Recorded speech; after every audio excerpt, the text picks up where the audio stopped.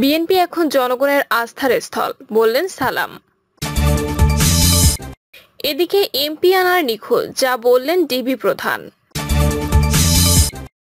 শেখ হাসিনার বিরুদ্ধে ষড়যন্ত্র চলছে, বললেন সালমান এফ রহমান। জানাবো এই সব সুশীলদের এখন কি হবে,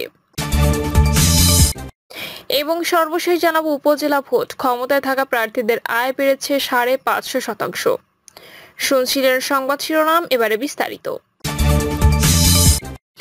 বিএনপি এখন জনগণের আস্থার স্থল, বললেন সালাম। বিএনপি ঢাকা মহানগর দক্ষিণের আহ্বায়ক আব্দুস সালাম বলেছেন, মানুষ আজ শান্তিতে নেই। কেড়ে নেওয়া হয়েছে ভোটাধিকার, বাক স্বাধীনতা এবং গণতন্ত্র। রাষ্ট্রীয় সম্পদ লুট করে দেশের অর্থনীতিকে ফোকলা বানিয়ে ফেলেছে আওয়ামী শাসক গোষ্ঠী। অতিষ্ঠ জনগণ আজ বিএনপিকে আস্থার স্থল মনে করে। দেশের কোটি কোটি মানুষ আমাদের দিকে তাকিয়ে আছে, তাই দলকে আরো সুসংগঠিত করে দেশবাসীর আশা আকাঙ্ক্ষার প্রতিফলন ঘটাতে হবে। সালাম বলেন, বিএনপি আন্দোলনে পরাজিত হয়নি, পরাজিত হয়েছে সরকার। তাই রাতের আধারে ভোট চুরি করে ডামি নির্বাচন দিয়ে জোর করে ক্ষমতা এসেছে। এ আওয়ামী লীগের কোনো নৈতিকতা নেই, জনগণের কাছে নেই কোনো দায়বদ্ধতা, কিন্তু গণতান্ত্রিক দল হিসেবে জনগণের কাছে আমাদের দায়বদ্ধতা রয়েছে।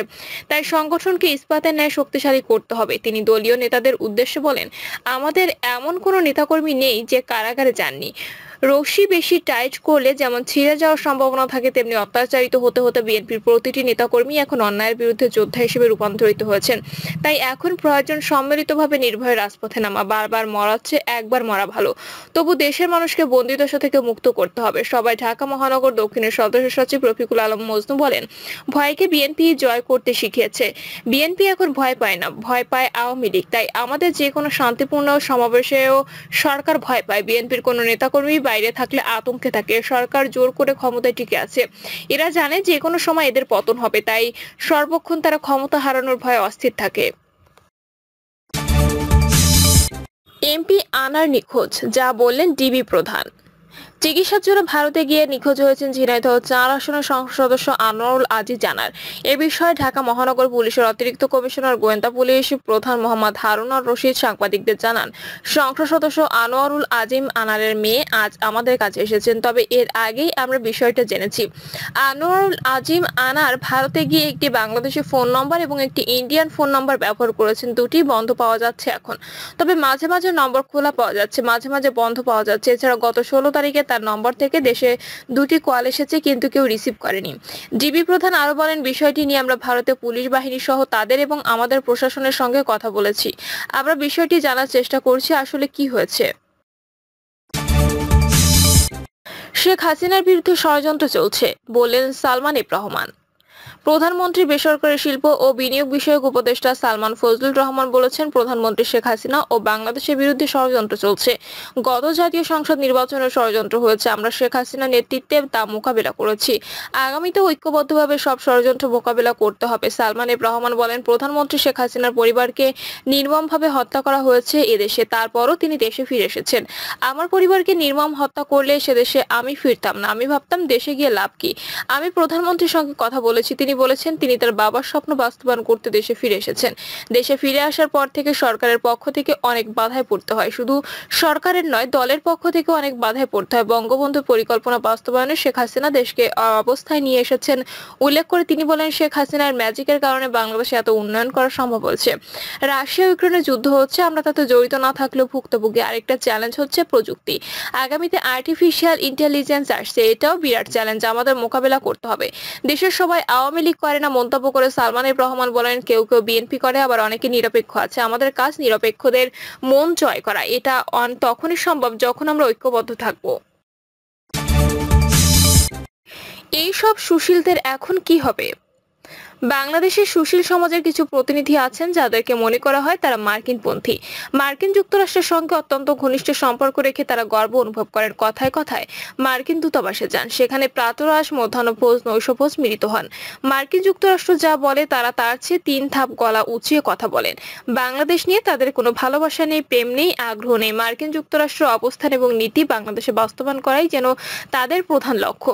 এই সমস্ত সুশীলদেরকে বলা হয় যুক্তরাষ্ট্রের মাইক্রোফোন। গত প্রায় 5 বছর ধরে এই ধরনের সুশীলের প্রভাব প্রতিপত্তি বাংলাদেশে ব্যাপক লক্ষ্য করা গিয়েছিল। মিডিয়া থেকে শুরু করে বিভিন্ন ফোরামে তারা যেন ছিলেন মার্কিন যুক্তরাষ্ট্রের কণ্ঠস্বর। মার্কিন যুক্তরাষ্ট্র যখন গণতন্ত্র সম্মেলনে বাংলাদেশকে আমন্ত্রণ জানায়নি, তখন এই সমস্ত সুশীলরা বাহবা দিয়েছেন এবং মার্কিন যুক্তরাষ্ট্রের সিদ্ধান্ত সঠিক বলেই বিভিন্ন টক শোতে বিভিন্ন লেখালেখিতে মন্তব্য দেওয়ার চেষ্টা করেছেন। র্যাবের উপর নিষেধাজ্ঞা দেওয়ার সময় সুশীলদের দেখা গেছে মার্কিন যুক্তরাষ্ট্রের পক্ষে কথা বলতে। এতে যে দেশের ক্ষতি সেটি অনুভব করার সামর্থ্য তাদের নেই। আবার 7 জানুয়ারি নির্বাচনের আগে যখন মার্কিন যুক্তরাষ্ট্র ভিসা নীতি ঘোষণা করলো, তখন এই সমস্ত সুশীলরা ভিসা নীতি নিয়ে যেন মার্কিন কূটনীতিকের ভূমিকা অবতীর্ণ হয়েছিলেন। মার্কিন যুক্তরাষ্ট্র থেকে যখনই কোনো প্রতিনিধিরা আসতেন, তখন এই সমস্ত সুশীলদের সঙ্গে ঘন্টার পর ঘন্টা বৈঠক করতেন এবং এদের বাজারে তাদের কদর বাড়ত। বিভিন্নভাবে তারা গুরুত্বপূর্ণ হয়ে উঠতেন। আর এই সমস্ত সুশীলদের খুঁটির জোর মার্কিন যুক্তরাষ্ট্রে এমন কথাটা সর্বত্র চাউর ছিল। কিন্তু সেই সুশীলরা এখন অপমুক্ত হয়ে গেলেন। তারা এখন হতাশার সাগরে নিমজ্জিত। ডোনাল্ড লুর সফরে এবার চায়ের দাওয়াত পাননি সুশীল সমাজের প্রতিনিধিরা। ডোনাল্ড লুর সঙ্গে তাদের দেখা সাক্ষাৎ হয়নি। এই নিয়ে তাদের ভীষণ মন খারাপ। বিশেষ করে হেফাজতের তাণ্ডবের সময় যিনি হেফাজতের কর্মীদের মৃত্যু আবিষ্কার করেছিলেন, মানবাধিকারের নামে যিনি সরকার বিরোধী অপতৎপরতা লিপ্ত সেই আদিলুর রহমান খান প্রতিবারই মার্কিন দূতাবাসে দাওয়াত পেতেন, কিন্তু এবার তাকে দাওয়াত দেওয়া হয়নি। এই বিতর্কিত তথাকথিত মানবাধিকার কর্মী বাংলাদেশকে নিয়ে আন্তর্জাতিক অঙ্গনে এক ধরনের ষড়যন্ত্রের সঙ্গে লিপ্ত। জিল্লুর রহমান তৃতীয় মাত্র উপস্থাপক। পিটার হাস রাষ্ট্রদূত হওয়ার পরপরই লাইমলাইটে আসেন জিল্লুর রহমান। তার সঙ্গে পিটার হাসের সখ্যতার কথা তিনি নিজেই বিভিন্ন জায়গায় বলে বেরিয়েছেন। ডোনাল্ড লু যখন ভিসা নিষেধাজ্ঞা আরোপ করে, তখন ডোনাল্ড লুর সঙ্গে তিনি এক সাক্ষাৎকারেও আয়োজন করেছিলেন। একদা খুনি রশিদের সাক্ষাৎকার নেওয়া এই বিতর্কিত উপস্থাপক মার্কিন অর্থায়ন এবং মার্কিন আর্থিক সহায়তা একটি বেসরকারি প্রতিষ্ঠান পরিচালনা করেন, কিন্তু এবার তিনিও অপমুক্তও ছিলেন। স্বাধীনতা বিরোধী সন্তান সৈয়দা রিজওয়ানা হাসান বাংলাদেশ পরিবেশ আন্দোলনের কর্মী। সৈয়দা রিজওয়ানা হাসানের প্রধান কাজ হলো সরকারকে নানাভাবে সমালোচনা করা। সরকারের লক্ষ্য ত্রুটি বিচ্যুতি বের করাই যেন তার একমাত্র মিশন। সেই রিজওয়ানা হাসানকেও এবার দাওয়াত দেয়নি মার্কিন দূতাবাস। আর এই সমস্ত ব্যক্তিদেরকে দাওয়াত না দেওয়া হলে প্রশ্ন উঠেছে। তবে বিস্ময়কর ব্যাপার ছিল মার্কিন যুক্তরাষ্ট্রের একদম নিজস্ব ব্যক্তি হিসেবে পরিচিত বদিউল আলম মজুমদারের অনুপস্থিতি। বদিউল আলম মজুমদার প্রভাবশালী হয়ে উঠেছিলেন, কারণ তাকে মনে করা হতো তিনি মার্কিন যুক্তরাষ্ট্রের বাংলাদেশ মুখপাত্র।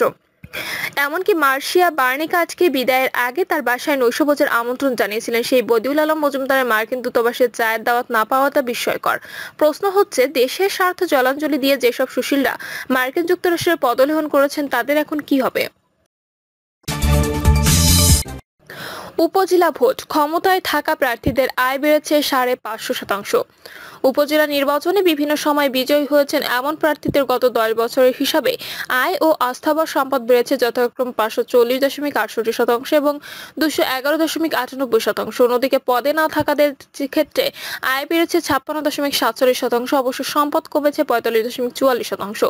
দ্বিতীয় ধাপের নির্বাচনে 160টি উপজেলার মধ্যে 157টি প্রার্থীদের হলফনামা প্রকাশ করেছে নির্বাচন কমিশন, বাকি 3টি করেনি। প্রার্থীদের হলফনামায় দেওয়া 8 ধরনের তথ্যের বহুমাত্রিক ও তুলনামূলক বিশ্লেষণ করা হয়েছে।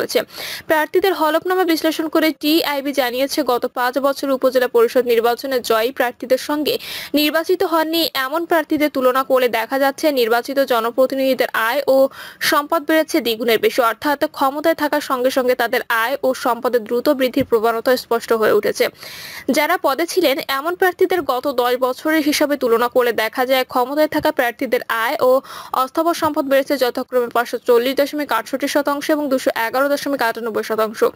এক্ষেত্রে ক্ষমতায় না থাকাদের আয় 56.47% বাড়লেও সম্পদ কমেছে 45.44%। যেসব জনপ্রতিনিধি দীর্ঘ সময় ধরে ক্ষমতায় আছেন তাদের আয় ও সম্পদ বৃদ্ধির প্রবণতাও স্পষ্ট উল্লেখ করে তিনি বলেন, যারা আগে থেকে নির্বাচিত জনপ্রতিনিধি ছিলেন তাদের আয় সম্পদ বৃদ্ধি যারা জনপ্রতিনিধি ছিলেন না তাদের থেকে বহুগুণ বেশি। এ থেকে স্পষ্ট বোঝা যায় কেন জনপ্রতিনিধি হওয়ার জন্য অসুস্থ প্রতিযোগিতা বিরাজ করছে। তিনি বলেন, স্থানীয় সরকার ব্যবস্থা নির্বাচিত হওয়ার মূল আগ্রহের জায়গা অনেক ক্ষেত্রে জনগণের কল্যাণ থেকে সরে গিয়ে নিজের সম্পদ বৃদ্ধিতে স্থির হয়েছে।